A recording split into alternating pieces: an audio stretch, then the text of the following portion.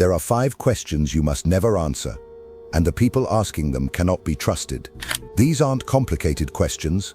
They're not interrogations. They're not obvious traps with flashing warning signs. They're the opposite. They're soft. They're warm. They sound like someone who cares about you, someone who respects you, someone who just wants to talk. And that's what makes them lethal. Because the most dangerous questions in the world don't sound dangerous. They sound like friendship. They sound like honesty. They sound like trust. And by the time you realize what they actually were, you've already given something away that you can never take back. Machiavelli spent his life watching people destroy themselves, not in battles, but in conversations. A single wrong answer at the wrong table cost someone their alliances, their reputation, or their power. And he noticed something that most people still haven't figured out 5 centuries later. The people who fall aren't the ones who get attacked openly. They're the ones who get asked the right question at the right moment by the right person, and they answer fully, honestly, because it felt safe. I'm going to show you all 5 questions, and the 5th one is the root, the one that makes the other 4 possible. If you can learn to never answer that one question, the other 4 lose most of their power over you. But you need to see the first 4 to understand why the 5th one is the one that matters most. Now, before we go into these 5 questions, I want to be clear about something. This is not about becoming paranoid. This is not about assuming everyone around you is a threat. This is about protection, understanding which questions are safe to answer and which ones are designed to take something from you that you didn't mean to give. That's not distrust, that's intelligence. Here's what most people don't realize. You were trained from childhood to answer every question that comes your way. A teacher asks, you answer. A parent asks, you answer. An authority figure asks, you comply. That training made you obedient. It didn't make you powerful. Power starts the moment you realize that not every question deserves your truth, that the space between someone asking and you answering is the most important moment in any conversation. In that space, you either keep your power or hand it over.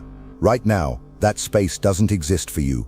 By the end of this video, it will, and it will never go away. Let's get into it. The first question you must never answer, and this one happens to you constantly, at work, at home, with friends, with family. You'll recognize it the moment I say it. Someone does something that affects you. They make a decision without asking. They cross a boundary. They commit to something on your behalf. They change the plan. They give away your time. And after it's already done, after the action is already taken, they look at you and ask, you don't mind, right? Or that's okay with you, isn't it? Or you're fine with that, right? Stop. Listen to what just happened. They're not asking your permission. They already acted. The decision is made. The thing is done. That question is not a question. It's a notification dressed as a request. And the way it's worded traps you into agreeing, because the expected answer is no, I don't mind. Anything else, anything that sounds like actually I do mind, makes you look difficult, petty, unreasonable. The question has been engineered so that disagreement costs you socially, and most people will absorb the violation and say it's fine, rather than pay that cost. The person asking knows this. That's exactly why they did the thing first and asked the question second. Think about how many times this has happened to you. Someone gave away your Saturday without asking, and then said you don't mind helping out, right? Someone shared something private about you, and then said you're not upset about that, are you? Someone took credit for your work, and then said we're a team so it doesn't matter who gets the credit, right?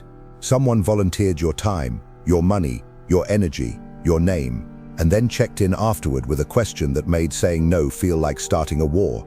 Watch what happens when you answer this question with "it's fine." You think you're being easygoing. You think you're keeping the peace. But the person who asked just learned something about you. They learned that they can act first and get your approval afterward, and they will do it again. And the next time, the violation will be a little bigger, a little more invasive, a little more costly. Because every time you sign off on something you didn't choose, you raise the limit on what they think they can take without asking. Machiavelli wrote that men judge generally more by the eye than by the hand, because everyone can see but few can touch. What he understood is that appearances matter more than reality, and the question "you don't mind" creates the appearance of consent. It makes it look like you agreed. It makes it look like you were consulted. And if you ever bring it up later, they'll say, but you said you were fine with it. The question didn't just get your compliance. It got your signature on a contract you never read. So when someone hits you with "you don't mind," you don't nod. You don't say "it's fine." You say, "Actually, I would have preferred if you'd asked me first, or I would have handled that differently." You don't need to be angry. You don't need to make a scene. You just don't say yes when everything in the dynamic is pressuring you to say yes. And the moment you stop automatically signing off on things you didn't choose, something shifts. People stop informing you. They start consulting you. That shift from someone people act on to someone people check with changes your entire position. And it starts with refusing to answer one question. That's the first question you must never answer, the retroactive permission trap. But the second question is harder to spot because it doesn't come after a violation. It comes before one. It arrives disguised as something a good friend would say, something that sounds like courage, like respect. And because of that disguise, you open the door every single time. What is it? The second question you must never answer. And this one is dangerous because it makes you feel like saying no makes you weak. Someone looks at you and says, "Can I be honest with you?" And you say, "Of course." Every time, every single time. Because what kind of person says no to honesty? What kind of person refuses truth? So you say yes. And in that moment, you've given someone permission to say whatever they want while framing it as a gift they're giving you. Think about the last time someone said, "Can I be honest with you?" What followed? Was it something that lifted you up? Was it something that expanded your thinking? Or was it something that planted a seed of doubt? Something that made you second-guess yourself? "I don't think this is going to work. I don't think you're ready. I'm not sure you're making the right choice." And because they asked permission first, because they called it honesty, you're not allowed to be upset. They were just being honest. They were just trying to help. But watch the pattern across your life. The person who says, "Can I be honest with you?" almost never follows it with something that builds your confidence. They follow it with criticism, with doubt, with something that slows you down. And they get to do all of this while standing behind the shield of the word honest. You can't attack honesty. You can't be angry at someone who was just telling the truth, except they weren't telling truth. They were telling their perspective, and they weaponized one word to make that perspective unchallengeable. Now think about the people who actually care about you, the ones who genuinely have your back. When they have something difficult to say, do they ask permission first? No, they just say it, because real honesty doesn't need a runway. Real honesty doesn't need you to lower your defenses before it arrives. The people who ask, "Can I be honest with you?" are asking because they know what they're about to say won't feel like care. And they need your agreement to receive it before you hear it. Because if they just said it cold, you'd recognize it for what it is. The preamble is the disguise. Remove the disguise, and the thing underneath is naked. Machiavelli understood that the greatest manipulations are the ones disguised as virtue. When someone wraps their strike in the language of honesty or courage or care, you can't fight back without looking like the problem.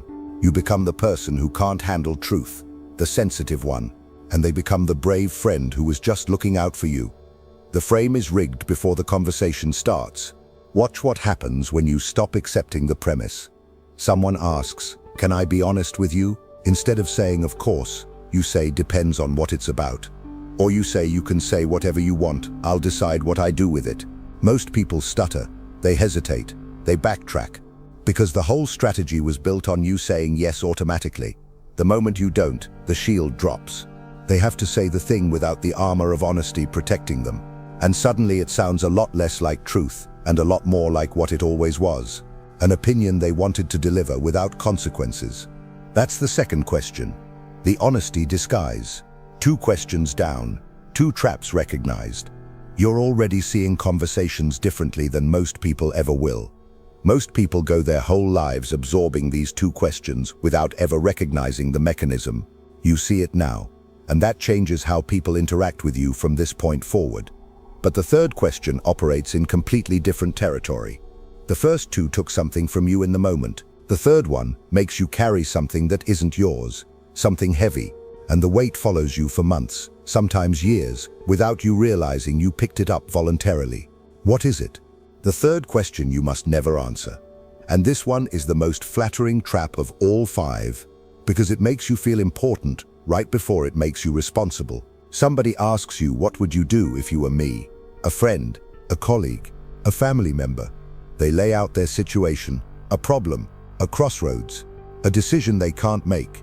And then they look at you with that expression that says, "I trust your judgment more than my own. What would you do?" And you answer. Of course, you answer, because it feels good to be the one someone turns to, because it feels like respect. So you weigh the options, you think about it carefully, and you give them your honest recommendation. But here's what actually happened.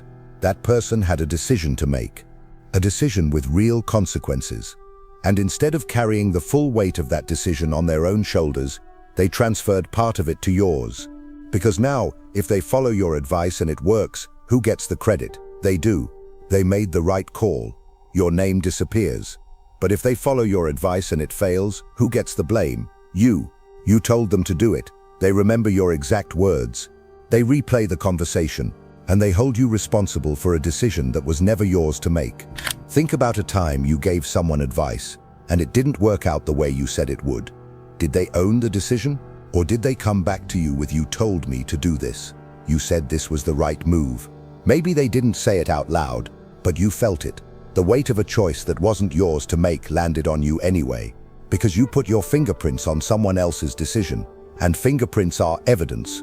And sometimes the person asking isn't confused at all. They've already decided. They already know what they want to do, but they want someone else's name attached to the decision in case it collapses. A backup, a fall guy. And by answering "What would you do if you were me?" you volunteer for that role without knowing you auditioned. Machiavelli wrote that a prince must always take counsel, but only when he wishes, not when others wish. What he understood is that giving guidance on someone else's terms puts you at their mercy. The moment you prescribe a path for another person's life, you inherit the consequences of that path without any of the control. So when someone asks "What would you do if you were me?"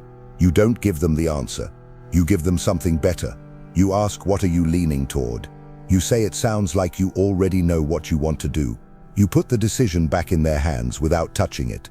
You can listen. You can support. You can ask questions that help them think. But you never put your name on a choice that someone else has to live with. Let people own their own decisions.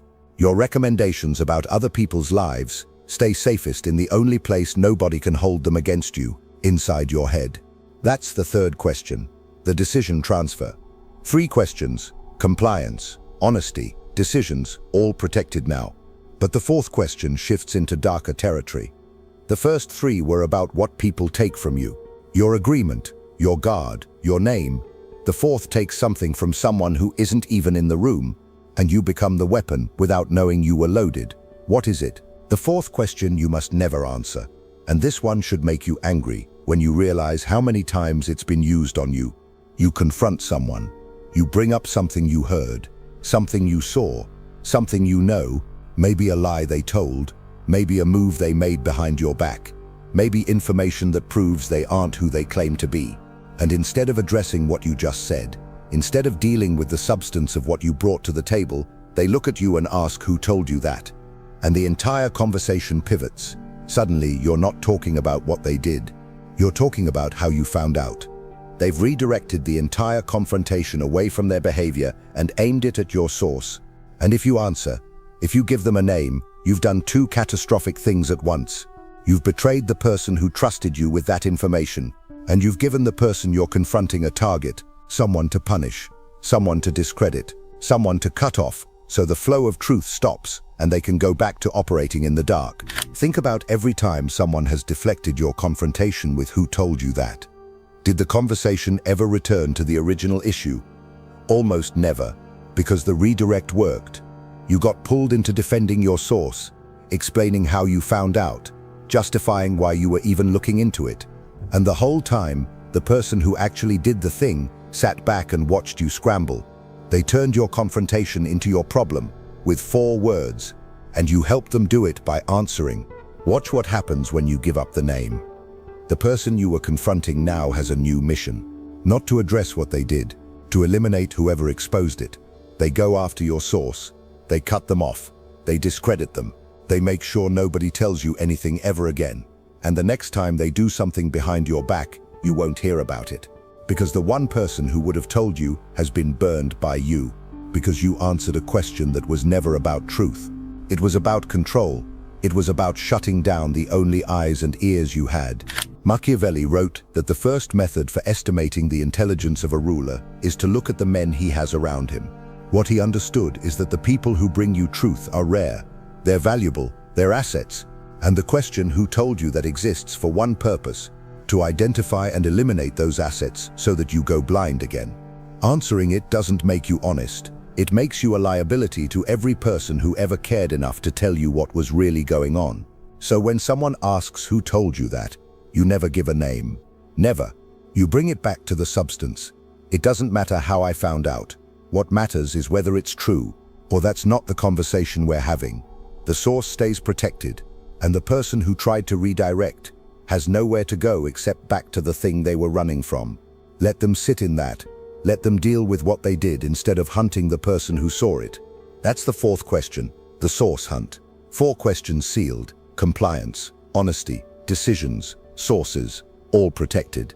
And every one of them operates differently. Everyone uses a different mechanism to extract something you shouldn't have given. But I told you at the beginning that the 5th question is the root, the one that makes all 4 of the others possible. Here it is, the one that if you learn to never answer, changes everything. Because this question doesn't take your compliance or your guard or your name or your source.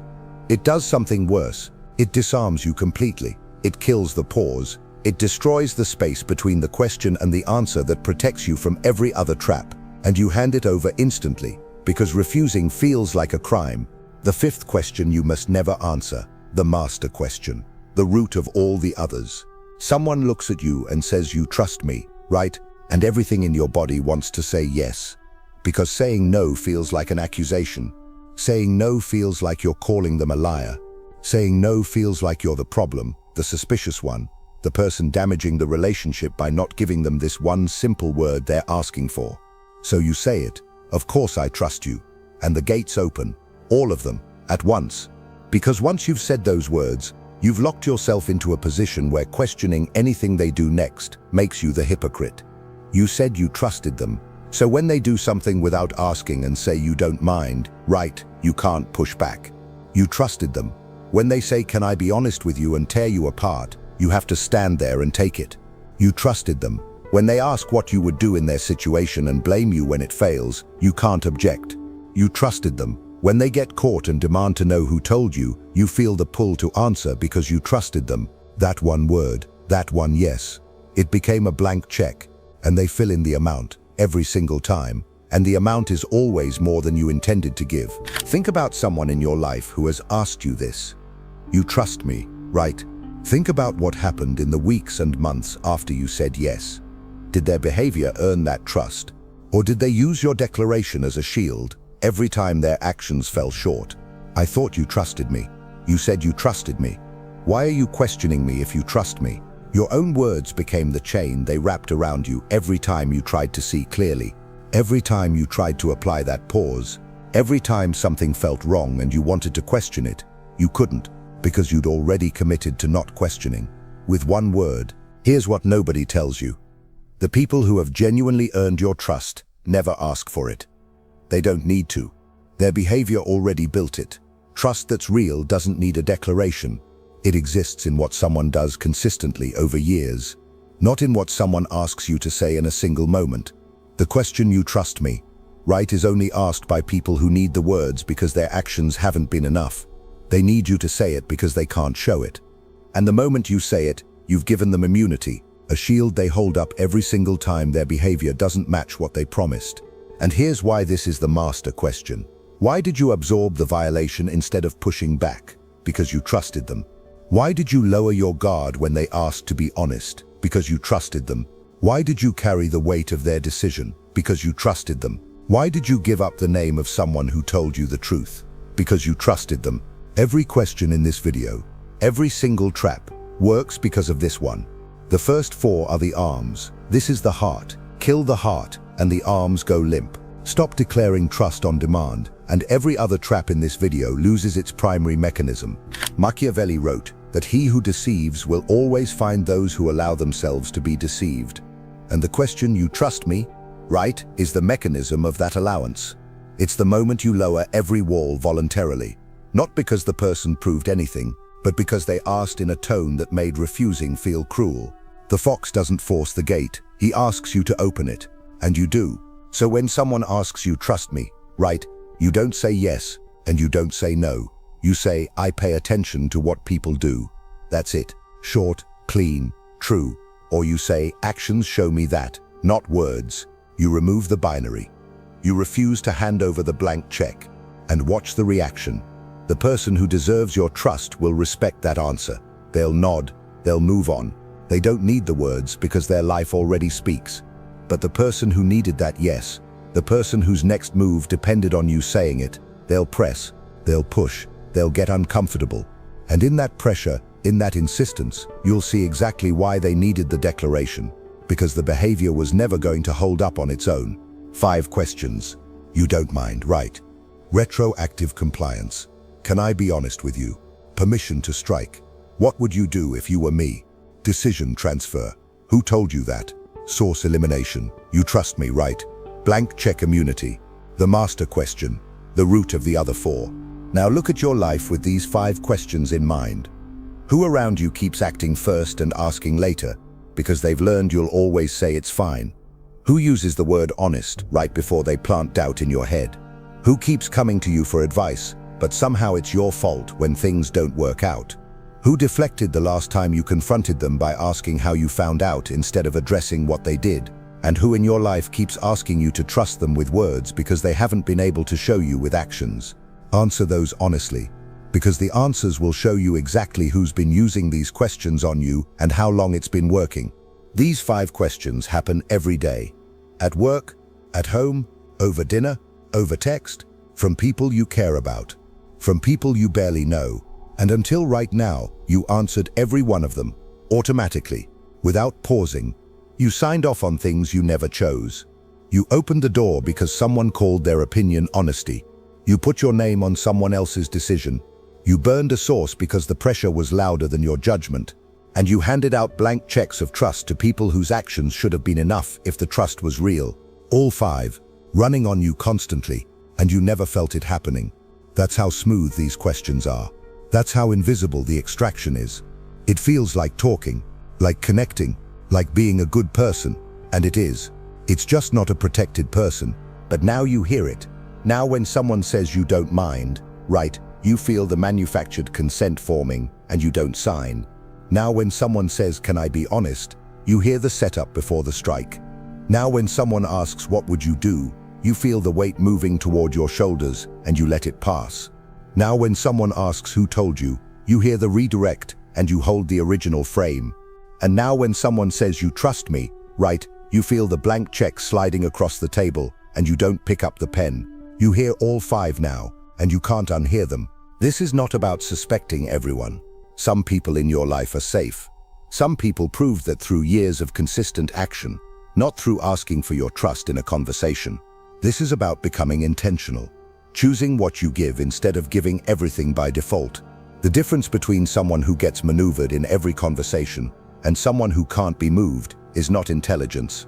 It's not experience. It's that pause. That one beat of silence between the question and the answer, where you stop reacting and start choosing. Build that pause starting today. The next time someone asks one of these 5 questions, don't answer on reflex. Let a beat pass. Feel what the question is pulling from you, and then decide. Give them something if they've earned it. Give them nothing if they haven't. But make it a choice, not a habit. Because the difference between someone who is constantly readable and someone people can't outmaneuver is not personality, it's discipline. And that discipline starts in the silence between the question and the answer. In the coming weeks, something is going to shift, and you'll feel it in real time. Conversations will feel different, not tense, not guarded, just clearer. You'll notice the moment someone asks for retroactive permission instead of real permission. You'll catch the word honest being loaded before a strike. You'll feel the weight of someone's decision sliding toward you, and you'll sidestep it. You'll hold your sources when someone tries to redirect a confrontation, and you'll sit calmly when someone asks for trust they haven't built. And the people around you will sense it. They won't be able to name it. You won't seem cold. You won't seem distant. But something about you will feel different. More solid, harder to move, like someone who doesn't get pushed into corners anymore. Like someone whose yes actually means something because it stopped being automatic. People treat you differently when they realize you can't be answered into compliance. When they realize your silence is a choice and your agreement has to be earned. That shift changes everything. Not because you demanded respect, because you stopped giving it away for free, one question at a time. Machiavelli spent his life watching power move between people. And the single clearest pattern he found was this. The people who fall are never the ones who get overpowered. They're the ones who get out-asked. The right question from the right person at the right moment, and everything collapses. Not through force, through a conversation that felt safe until it wasn't. 5 centuries later, the questions have changed their clothes, but they haven't changed their function. They still extract, they still disarm, they still position the asker above the answerer. And the only defense that has ever worked is the one you now carry with you. The pause, the space, the ability to hear a question and choose instead of comply. Most people will live their entire lives answering every question that comes their way, nodding when they should hold still, agreeing when they should stay silent, explaining when they should walk away, and they'll wonder why they keep ending up in positions they didn't choose, carrying weight they didn't pick up, defending decisions they didn't make. They'll never trace it back to the conversations. They'll never hear the question behind the question. But you will, because you hear it now. If something shifted in you that doesn't shift back, tell me in the comments. Right, I guard my answers. Let me see how many people here are done being the person who always says yes, always explains, always gives, every time someone asks in the right tone. And don't forget to keep watching the next video. It is important, much more than you imagine. See you there.